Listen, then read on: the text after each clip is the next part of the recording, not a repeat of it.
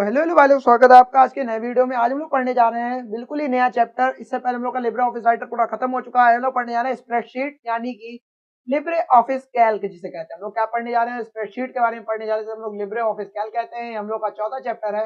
3 chapter हम लोग के फिनिश हो चुके हैं ट्रिपल सी के एग्जाम के लिए। अप्रैल में एग्जाम लगा, मैं फटाफट वीडियो डालना शुरू करूंगा। होली तक मतलब थोड़ा बहुत ऐसे आएंगी वीडियो, लेकिन उसके बाद से परमानेंटली वीडियोज आने लगेंगी।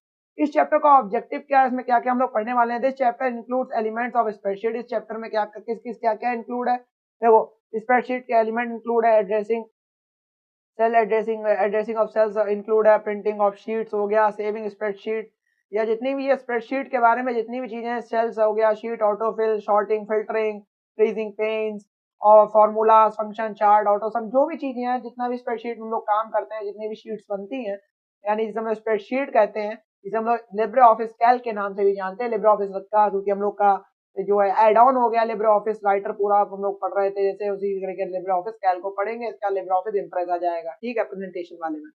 देन हम लोग शुरू करते हैं इसका इंट्रोडक्शन। बहुत ज्यादा इंपॉर्टेंट हम लोग का पार्ट 1 होगा इसलिए कि इंट्रोडक्शन में कह रहा है कि an electronic spreadsheet is used for analysing, sharing and managing information for accounting purpose, performing mathematical calculation, budgeting, billing, etc.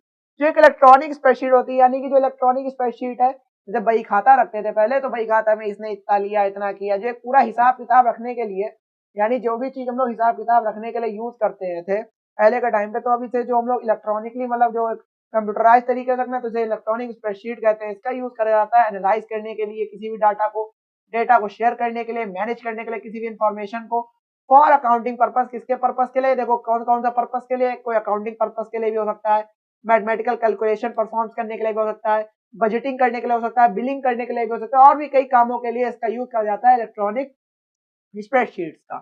A spreadsheet is a matrix of rows and columns similar to an accounting ledger। एक जो spreadsheet होती है वो एक matrix होती है, किसकी? रोज की और कॉलम्स की। किसकी तरह? बिल्कुल ही अकाउंटिंग लेजर की तरह। The spreadsheet programme also provide tools for creating graphs and inserting pictures etc. जो स्प्रेडशीट प्रोग्राम होता है वो हम लोग को प्रोवाइड करते हैं कैसे टूल्स को, मतलब क्या करने के लिए, कैसे टूल्स प्रोवाइड करता है जो ग्राफ्स को क्रिएट कर सके एंड देन पिक्चर्स को भी इंसर्ट कर सके उसके अंदर, फॉर एनालाइजिंग द डाटा को एनालाइज करने के लिए, ठीक है। Some example of spreadsheet software are Lotus 1 2 3, Quattro Pro हो गया, मल्टीप्लान हो गया, एमएस एक्सेल हो गया, विजी कैल्क हो गया, लिब्रे ऑफिस कैल्क हो गया, ईटीसी। ये सब क्या है? लिब्रे ऑफिस राइटर के, यानी कि जो सॉरी स्प्रेडशीट के क्या है, सॉफ्टवेयर है जिसमें आप स्प्रेडशीट्स को बना सकते हैं। लेकिन इसमें हम लोग पर्सनली क्या पढ़ने जा रहे हैं?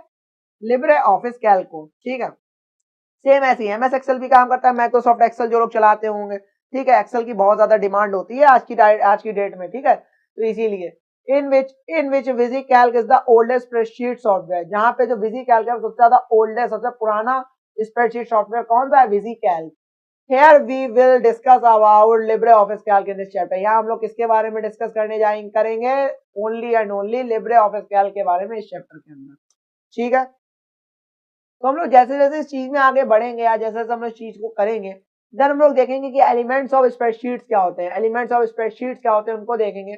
तो एक स्प्रेडशीट में क्या क्या एलिमेंट्स होते हैं, यानी तत्व क्या होते हैं स्प्रेडशीट के। तो spreadsheet which is also known as a worksheet. एक स्प्रेडशीट वो होती है जिसे हम लोग वर्कशीट के नाम से भी फिलहाल जानते हैं। Is an electronic document in which data is organised in a rows and column of a grid and can be used in calculation. Spreadsheet को हम लोग किसके नाम से जानते हैं? वर्कशीट के नाम से भी जानते हैं। वो क्या होती है कि इलेक्ट्रॉनिक डॉक्यूमेंट है जिसमें हम लोग डाटा को क्या करते हैं, ऑर्गेनाइज तरीके से रखते हैं इन रोज एंड कॉलम में, रोज और कॉलम के बीच में, ऑफ अ ग्रिड में। जैसे रोज और कॉलम होती है, तो ये तरीके से पूरा तरीके से बनी हुई है, फिर ये बना हुआ है, देन ऐसे ऐसे करके बहुत सारे कॉलम और रोज मिलके बने होते हैं। देन जैसे जैसे हम लोग इसमें आगे बढ़ते जाते हैं, इन चीजों को समझते जाते हैं, तो हम लोग देखेंगे कि किस प्रकार से, यानी किस तरीके से हम लोग इन चीजों को देखते हैं और समझते भी हैं, ठीक है। जैसे कि हम लोग अगर देखेंगे शीट, जो ईच वर्कशीट होती है, हर एक वर्कशीट क्या होती है, उसमें कंटेन्स करती है कितने रोज एंड कॉलम्स। देखो ये सबसे ज्यादा इंपॉर्टेंट टॉपिक इसमें आ गया आपका, कि कितने रोज एंड कॉलम्स को। देखो कॉलम्स में सबसे पहले हम लोग देखेंगे कि जो 10 48 50 576, देखो 10 48 576, तो आपको ये याद रखना है 10 48 576 रोज होती हैं। कितनी रोज होती हैं? 10 48 576 रोज होती है। एंड देन 1000 1024 क्या होते हैं, कॉलम्स होते हैं। कितने होते हैं, 1024 क्या होते हैं, कॉलम्स होते हैं। एंड 1048576 मतलब 1048575 कितने होती हैं, रोज होती हैं। किसी भी वर्कशीट के अंदर वो क्या करती है, ये सब मिलके वो सब वर्कशीट को पूरा बनाते हैं कि कितने कॉलम्स हैं, कितने रोज हैं, कितना क्या है। देन हम लोग इन चीजों को समझते हैं। तो ई the intersection of each row and column is called cell. जो इंटरसेक्शन होता है हर एक कॉलम का और रो का, जो आपस में जो इंटरसेक्शन होता है यानी जो टकराता कटते हैं जो एक दूसरे को, जहाँ पे वो लोग काटते हैं इंटरसेक्ट होते हैं, उसे हम लोग सेल कहते हैं, सेल। जैसे यहाँ पे इन दोनों को मतलब बना दे पूरा, ये सेल कहा जाएगा। क्या कहा जाएगा, ये एक तरीके से पूरा सेल कहा जाएगा। इट में holds number, formula, text, date and time OTP. ये क्या क्या होल्ड कर सकता है, ये कोई नंबर को भी होल्ड करके रख सकता है, कोई डाटा को भी होल्ड करके रख सकता है, डेट एंड टाइम, मैंने कई चीजों को ये होल्ड करके रख सकता है। ठीक है। A formula is an equation that calculate the value or to be displayed। एक फॉर्मूला क्या होती है, इक्वेशन होती है जो कैलकुलेट करती है वैल्यू टू बी डिस्प्लेड। एक फॉर्मूला वो होता है जो एक इक्वेशन की तरीके से होता है, जो वैल्यू को कैलकुलेट करती है, जो भी दिखाई देती है, दिखाई उसकी वैल्यू को कैलकुलेट करती है। Formula when used in worksheet, एक फॉर्मूला होता है जब उस वर्कशीट में यूज करा जाता है, must begin with an equal to sign. मतलब कोई भी फॉर्मूला अगर हम लोग को वर्कशीट में यूज करना है या तो जब भी वो यूज करा जाता है तो उसे वो हमेशा शुरू होता है इक्वल साइन से। इक्वल टू के साइन लगा के किसी फॉर्मूला को आप यूज कर सकते हो। ठीक है, वो हमेशा कैसे यूज होता है, इक्वल टू का साइन लगा के वो यूज अपने जगह पे होता है। आपको समझ में आ गया होगा मेरे हिसाब से। ठीक है, तो एक cell pointer is a boundary that specifies. एक सेल पॉइंटर का होता है, एक बाउंड्री होता है जो स्पेसिफाई करती है which cell is active at particular moment. जहाँ पे क्या होती है, ये स्पेसिफाई करती है, एक सेल पॉइंटर होती है वो क्या करती है, किसी बाउंड्री के आसपास एक सेल पॉइंटर होता है, स्पेसिफाई करती है कि कौन सा सेल क्या एक्टिव है। जैसे ये एक जो सेल बाउंड्री है, जैसे ये वाला जिस सेल की है, ये इतने सारे सेल्स बने हुए हैं, और जो सेल मतलब जिसको सिलेक्ट होगा सेल, उसकी बाउंड्री क्या होगी, डार्क डार्क हो जाएगी। इससे सिलेक्ट, इससे पता लग जाएगा कि ये सेल क्या है, भी एक्टिव है। जो भी हम लोग टाइप करेंगे, जो भी काम करेंगे वो इसी सेल के अंदर होगा, तो उसे सेल पॉइंटर कहते हैं, जैसे सेल बाउंड्री एक तरीके से कह सकते हैं। A cell address is recognized by column and rows number। Example का C2, C is a column that letter is 2 in row number। एक सेल का एड्रेस को वो कहलाता है जो रिकॉग्नाइज करता है किसी भी कॉलम के लेटर और रो के नंबर से। सेल एड्रेस वो होता है जो रिकॉग्नाइज होता है किसी कॉलम के लेटर से और रो के नंबर से रिकॉग्नाइज होता है। जैसे C2 लिखा है तो सी वाली रो में